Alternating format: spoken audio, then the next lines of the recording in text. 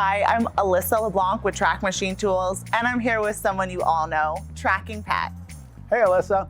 Today we're in Torrance, California at a company called 3DO. They are an award-winning design, engineering, and manufacturing company that specializes in very complex 3D metal printed parts. I am really excited to see the state-of-the-art 3D printing facility. 3DO has been a customer of Track Machine Tools for many years, but today I'm really excited to see how they combine 3D printing along with track machining. We'll find out inside. Let's go. I can't wait.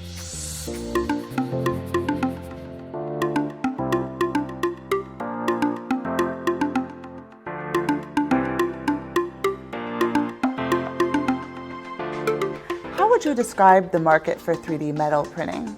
You know, the market's pretty vast, so we spread out in a number of different industries. Can you tell me about some of your customers? Sure. There's a company called Lace by Jenny Wu. She's actually a 3D printing pioneer. All of her jewelry pieces, they're very high-end, they're all 3D printed. We just ended up working with her on her first ever chain link bracelet that has no clasps, no pins, nothing. Every piece links together. It's all fully 3D printed on our process. And then another customer that we talk a lot about, we have a case study on the website about, is a ball return tube. The customer came to us, they couldn't figure out how they could continue making it. The original method they had became obsolete, and it couldn't be made in any other process and keep really the quality that they needed.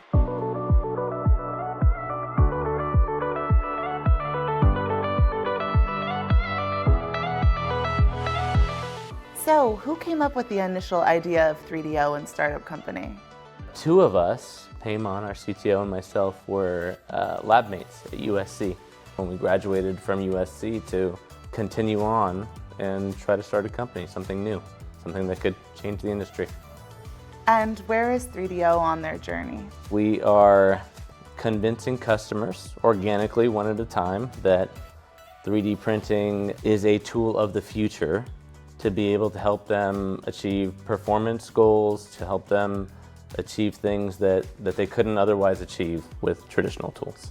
And what is your vision for how 3DO affects the future of manufacturing? 3D printing in general is a really great tool in the tool chest. New tools like metal 3D printing tools will enable customers in ways that they really haven't been able to do things before.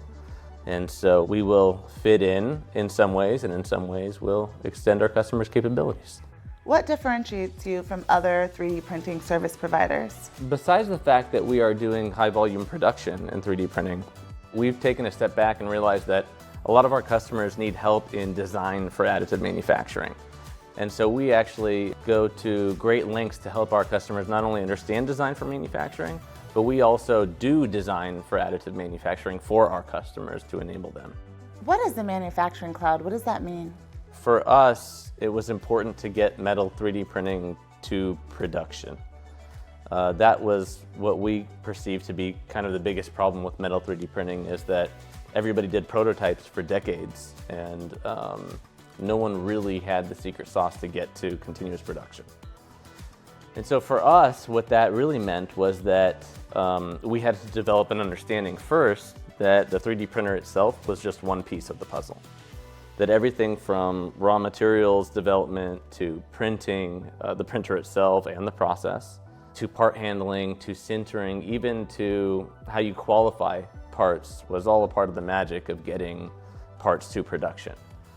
And so we wrap all of those processes in an umbrella software that we call Jarvis. And we refer to all of that as the manufacturing cloud.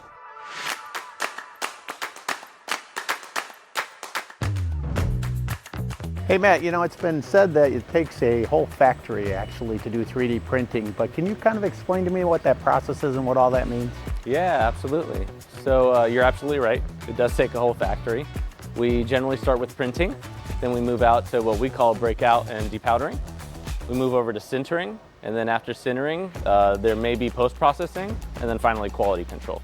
So can you show me a little bit of those bits and pieces so that we can understand it a little bit better? Would love to. Should we start printing? Sounds great to me. All right. Welcome to 3D printing. Wow, very impressive. These are top-of-the-line machines. They are all connected to what we call the manufacturing cloud from data cables. And the heart of our 3D printing of making metal parts goes on in this room. Very cool.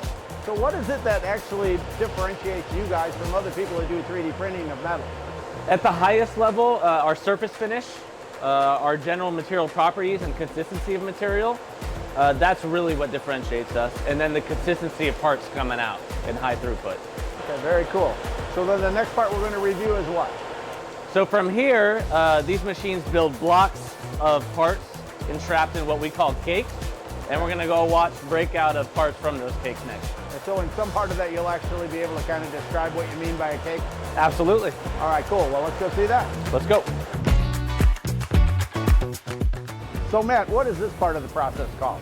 So when we're done with printing, we end up with what we call green parts.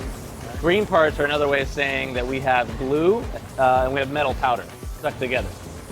And so we need to now separate these green parts from the rest of the build. And that's what's going on here in breakout and depowdering. Okay, so then this piece you handed me here, this is part of the negative that it gets thrown away or becomes waste. Is that correct? That's right. And because this hasn't been sintered, you can actually just break it like Break a it chalk. in your hand. That's right. Basically pretty simple. Okay, very cool. And then I noticed what she was doing over there was basically just doing the separation. Is that correct? Yeah, that's right. So we print all parts so they can be vertically broken out through the cake. And we do that with the purpose of automation in mind for future concepts. Makes sense. Okay, so what's next? Next is sintering, shall we? Let's go. This is where all the magic in sintering happens. So we take our green parts, we put them into a sintering furnace. It goes under vacuum and hydrogen. It goes up to 3,000 degrees Fahrenheit at its peak, and it shrinks and consolidates that metal powder into a solid metal part. After the furnace is complete, when the parts come out, they're just as good as any other metal parts that you're used to. So is there, I mean, there's got to be a tolerance somehow in how much the product shrinks during this process. So you have to take that into consideration by what size you make it in the first place. Is that correct? That's right. We call that a scale factor in the 3D printing world. And we scale in X, Y, and Z depending on what we see empirically out of the furnace. And that changes by the type of material you're printing as well? It does. It does. Very, very interesting. So where's this cool contraption made? This is made in the good old USA, actually. We're really proud to purchase from American manufacturers in general, as we are an American manufacturer. And us as well. And we really like to hear that kind of stuff. So that's really cool.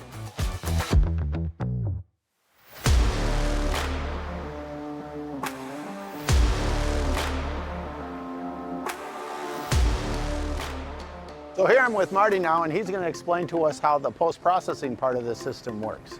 So take it away. Okay, so once we finish the parts, it comes out of sintering, and then we have a fully densified part that's made exactly to the specifications that we set up in our printing area. If we have a tolerance that's tighter than we can print, for instance, we print about plus or minus 3 thousandths per inch. If we have something that's tighter, maybe it has to be plus or minus 1 thousandth per inch, a hole, or it has to be a press fit, or it needs to be exact. Then we'll take it over to the machine shop and we'll actually drill those holes into the completed part. So we use the equipment over here. We use the ProtoTrack bed mills, and we also have a 2-out machine that we do, plus some machine centers. And we use those machines to create that specification that's required if it's a little tighter, and also to cut off anything that we might have put on the part in order to make sure it stays within specification once we sinter it. So it's a little bit more like kind of secondary operations that can't be done in the printing process. That's correct. It's really meant to augment the whole printing process and allow us to produce parts that might not be able to be fully printed, but it gives us a hybrid approach where we can turn that part into meeting its specification or beating it in a lot of cases, utilizing the machine centers after printing. Very cool. So can we take a little closer look in there then? Absolutely.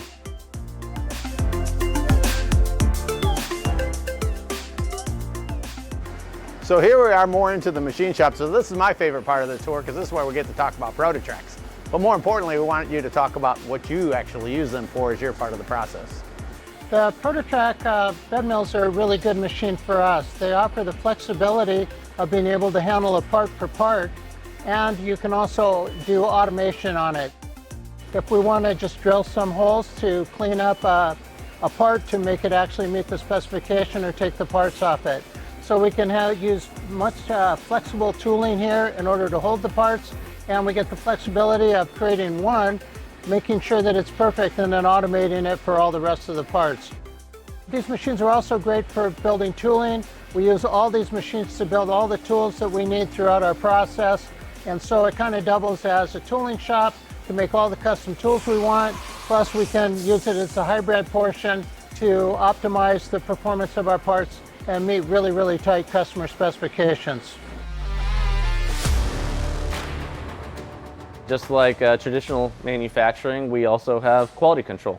So here we're doing dimensional tolerances, we're doing visual inspection, and anything else that's needed per the customer requirements. So like if during the process, you get all the way to this point before you realize that maybe there's some adjustment that has to be made that goes back to the way in the beginning? We have different quality control points at every station. Really what gets caught here is dimensional and final visual inspection. Okay, very cool. So then from here, it's a completed product and ready to go to the customer? Ready to ship. Awesome. Well, hey, I really appreciate the tour. Hopefully everybody else has learned a lot from this as well, but I know I certainly learned a lot. So Absolutely. Appreciate it. Yeah, keep on tracking. Thank you. For someone that doesn't know a lot about 3D printing, that was an incredibly interesting show. Yeah, I agree. You know, I would even say for someone like myself who does know a bit about this stuff, I was still thoroughly impressed. It doesn't replace metal cutting and actually makes small shop machining even more essential. There's plenty of room for metal cutting, believe me. The truth of the matter is, the most efficient way is the right way to do this kind of stuff. And you can never be more efficient when you're doing small lot machining than when you use a prototype. You got that right. Well, I guess all that's left is to say thank you very much for watching, and as always, keep on tracking. That was perfect.